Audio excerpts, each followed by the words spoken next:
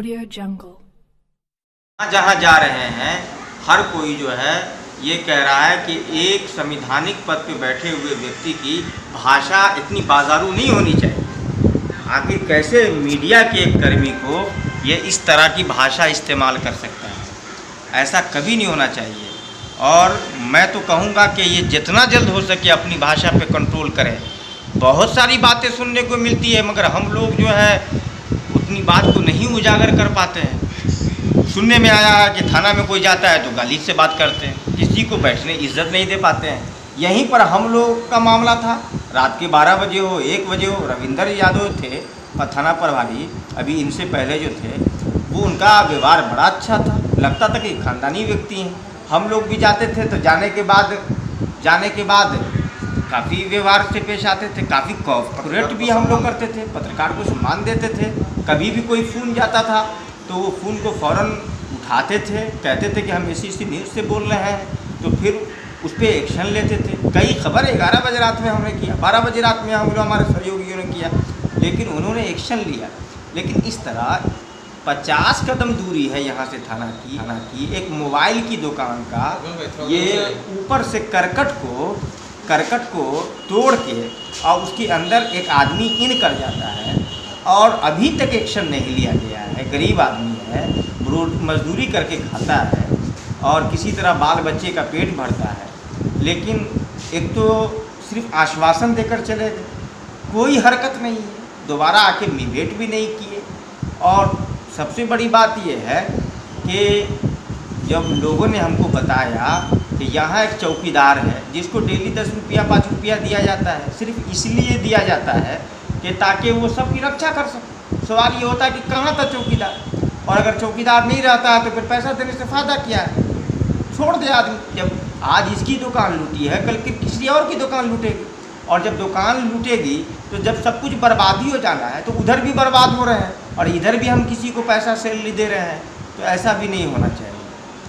तीसरी बात यह है कि अगर कोई व्यक्ति, एक तो वो मीडिया के बंधु थे, लेकिन अपना आईडी वगैरह उनको भी रखना चाहिए था। खैर किसी कारण से आईडी उनके पास नहीं था। जब उन्होंने कहा कि हम मीडिया के आदमी हैं, तो यहाँ पर सोचना चाहिए ना कि मीडिया का आदमी है और ग्रामीण पत्रकार है, पास में घर है, 10 तरह के काम काज भी होता है, न्यूज़ भी देखते हैं, हल्ला हुआ होगा तो आ गए होंगे। लेकिन फिर उनके साथ ये टिप्पणी करना, धार्मिक टिप्पणी करना, ये अभद्र टिप्पणी है। ये अच्छे लोग कभी भी ऐसी भाषा का प्रयोग नहीं करते हैं, ये बाजारू भाषा है।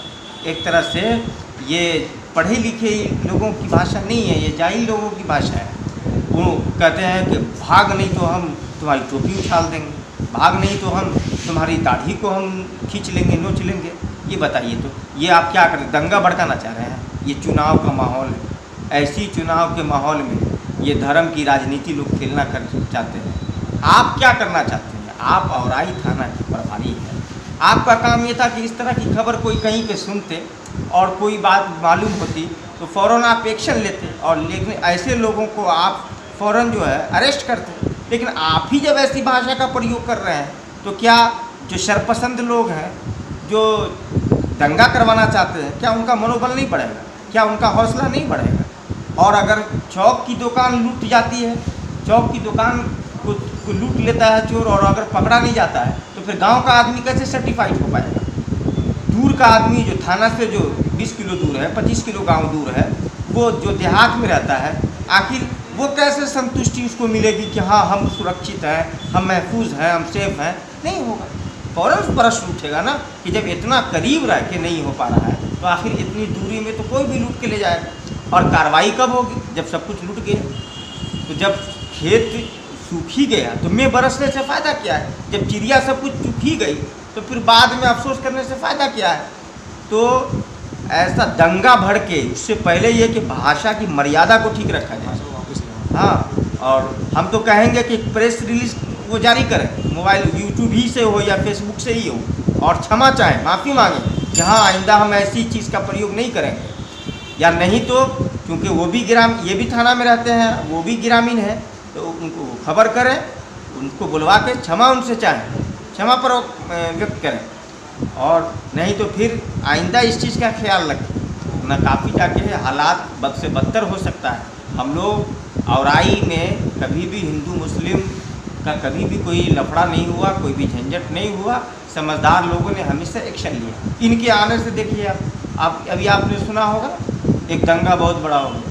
ये क्या किए, दंगा को कंट्रोल नहीं किए, मासूम लोगों को, गरीब लोगों को, रात में औरत को जाके पिटवा दी।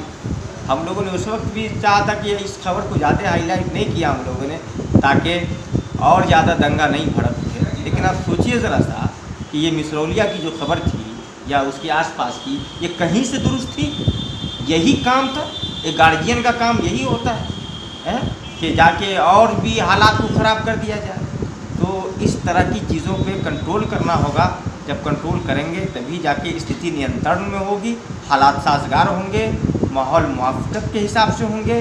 वरना मामला तो आप देख ही रहे हैं, चोरी चमारी गुंडागर्दी हो ही रही है।